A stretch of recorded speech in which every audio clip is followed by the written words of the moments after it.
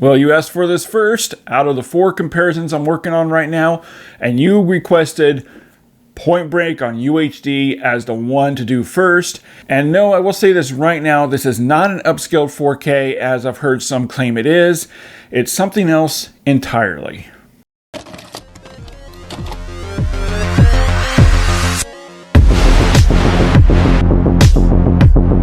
Hey movie junkies, welcome back to another fun-filled episode of Twin Flicks, where we always hear celebrating the magic of movies, but most importantly, physical media with you. Now, way back in 2008, Point Break was released on Blu-ray for the first time, and I believe a couple years later, it was released again, I think 2012 maybe. It was just a reissue, it didn't have a new master, it just had the same HD transfer. They were both released from Warner Brothers. And if you have this Blu-ray or the 2012 Blu-ray, then you already know this was a pretty lackluster transfer. But it was still the best version that we had out there at the time. Now, 14 years later, Shout Factory comes in swinging, rescuing the film, giving us fans a new 4K transfer, restoring the film with a 4K scan from the intro positive, forming a native 4K IP with Dolby Vision and HDR10 grading, and the theatrically accurate aspect ratio of 2:3:9:1, whereas the Blu-ray was framed at 2.20 or 2.35:1. And in case you're sitting there wondering, well, what is an interpositive? How does that translate with a new 4K? Well, interpositive is an IP, and IP is an interpositive. But better than that, an interpositive is simply, it's basically, very simply, it's the finalized edited negative, sourced from the original camera negative, and is commonly used as a source to make prints for theatrical distribution. And that's what they used here for this 4K scan. The color grading has already been done. And now you may be wondering, well, how does the interpositive affect a 4K transfer compared to using the original camera negative?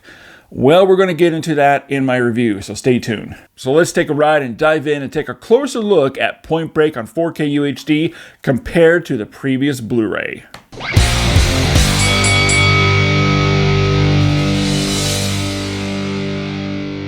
Now, even though this is not sourced from the original camera negative, but from an interpositive, Point Break is still an absolute stunner 4K presentation, and one where you can blindly pick any scene at all from the film, and it consistently looks terrific. I mean, just look at the titles alone. Against the crystal waves soaked with a gorgeous golden sun-bathed background, it looks terrific. The color production is an area that the HD scan for the Blu-ray just did not handle well at all, where colors were pretty washed out, which is even more apparent now when compared between the 4K and the Blu-ray. Now the 4K scan goes back to the interpositive, meant salvaging the original color palette designed by the filmmakers. We now have with this 4K as close as possible to Kathryn Bigelow's intended theatrical appearance, with added color depth, fully taking advantage of the HDR10 and Dolby Vision color grading. And what this has done is it's opened up the color gamut here much wider on this 4K. For prime examples here, the daylight raid on the biker gang or the iconic foot chase down the alleyways are both sequences that showcase how great this transfer really is. Huge example here with the skydiving scene. The sky and the water down below is much more appropriate now, while on the Blu-ray the water looks more greenish, and on the 4K it looks more appropriate blue. Also near the end, when Keanu Reeves jumps out of the airplane to go after Patrick Swayze, again, the sky is much more appropriate looking blue, bright deep blue, while on the Blu-ray it just does not reach that potential. And then when they're in the desert, the Blu-ray had very, very harsh gold tones, and it engulfed details and colors. Here with this 4K, it fixes that, where it's much more balanced now and handled correctly, where you can see details better, the color of the parachute, the people in the Jeep. It looks much, much better here on the 4K. Another huge highlight here, prime example of this 4K, is the gas station sequence. Now has brilliantly displayed deeper orange-yellow fire, while Patrick Swayze makes use of the gas into a flamethrower and then the explosion. And this is where saturation comes in, where it's improved, giving some much needed punch to the image without it looking artificially boosted or too hot. Instead, the improved saturation now gives the image more life and energy to these scenes. Primary colors that are looking stronger with richer variations, while also looking more lifelike, such as with crimson blood reds and the ocean now fully capturing the natural bluer, deeper waters, and also the skies. It's not washed out now. Instead, it looks like it should, a natural blue sky. And all those rich golden glows of the sunset sequences is warmer here, giving a beautiful sunset appearance across the image. Giving a beautiful sunset or sunrise appearance across the image. Flesh tones are appropriately balanced here between sunset-drenched scenes and also normal scenes, all staying scene appropriate, while also being warmer and more natural, which is a huge improvement over the Blu-ray with these pasty skin tones.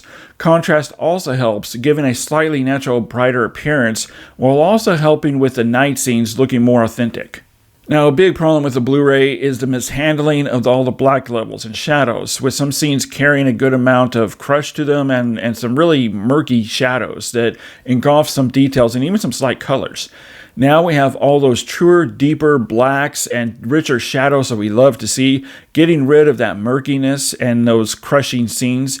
This allows the image to display information that was lost on the Blu-ray, and also radically helping with darker scenes and night scenes, giving a truer sense of depth, looking much more authentic and appropriate here of how it should look.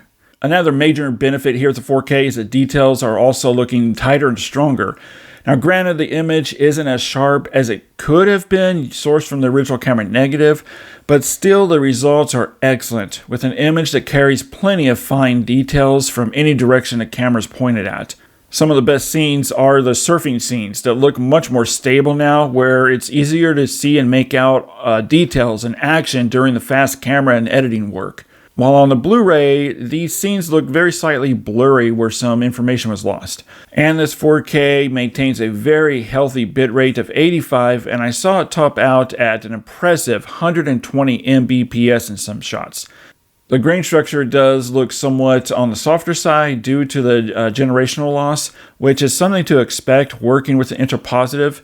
The grain field still carries a very healthy, tight appearance though, and is nicely resolved, especially when compared to the Blu-ray.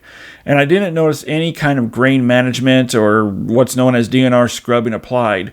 Or if there was, it wasn't heavy and I didn't notice it. Alright, now let's get into the audio of this 4K UHD, and we have what sounds like to me the exact same duplicated DTS stereo and DTS 5.1 tracks on the previous Blu-ray. And it's a real missed opportunity here because of a movie of this scope with a variety of action set pieces. This would have been a prime candidate to fully use Dolby Atmos, taking full advantage of the film's sound design.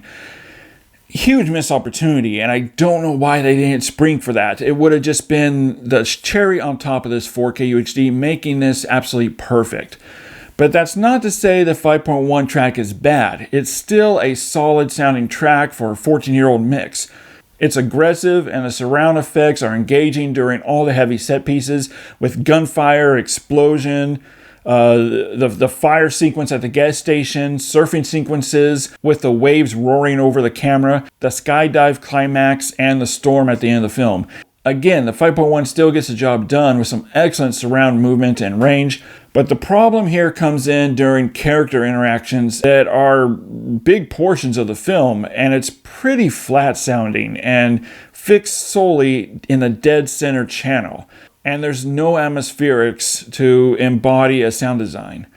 Dialogue, however, is rendered very cleanly and clear during these scenes, but again, we just don't have those atmospherics or low ends that we come to expect and want. And that's really the only issue I had with the track. Alright, so my score for Shout Factory's 4K UHD presentation of Point Break, I'm giving the video a 4.5 out of 5 and the audio a 3.5 out of 5. This may not be the reference-worthy transfer that I was hoping for, but overall it's still an excellent 4K UHD considering the circumstances, how they had to restore the film, and is definitely worth upgrading from your Blu-ray, or if you don't already own a Blu-ray, adding the 4K to your collection. All right, guys, thanks so much for hanging out a few minutes here with me and discussing the 4K UHD presentation of Point Break and comparing it to the Blu-ray. Let's move that out of here. As always, guys, keep physical media alive, and we'll see you next time.